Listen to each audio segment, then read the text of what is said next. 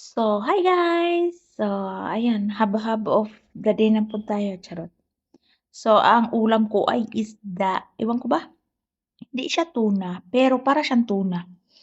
Basta binigay lang yan dito sa aking amo. So, ayan, hiningi ko yung kalahati para ulamin namin. So, pinrito ko at pinaksiw. So, ayan. Masarap siya nga isda. Para siyang tuna, basta. Masarap siya. Pinrito ko, asin lang ang nilagay ko kasi yung amo ko hindi siya kumain kasi umalis sila. So, dahil nag-alok ang aking alaga na kung gusto ko ba daw mag-isda. So, ayan.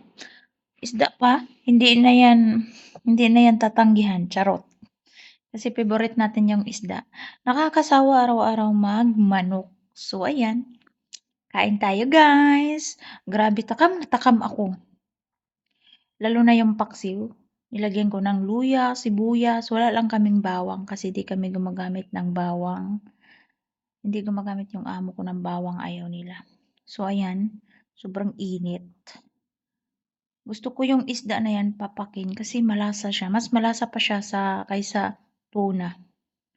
Basta ewan ko anong isda yan, hindi ko alam. Ngayon ko lang yan nakita dito sa Saudi. Nakakakain ako niyan basta may nagbibigay dito sa amo ko. Hindi naman maano yung amo ko sa isda, kaso lang, bihira lang kami kumakain din ng isda. Sa isang buwan, ilang beses lang. 2 times, or kaya 3 times, ganun lang. Pag nagsawa sila.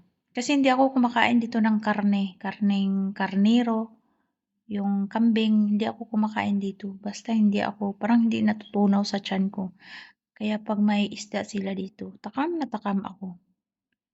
Diba? Maglaway kayo, guys. So, basta nakailang balik ako sa kaldero niyan. Pinapak ko yung isda. Grabe, sarap na sarap ako, guys. Kasi yung ibang amo, di kumakain ng isda eh.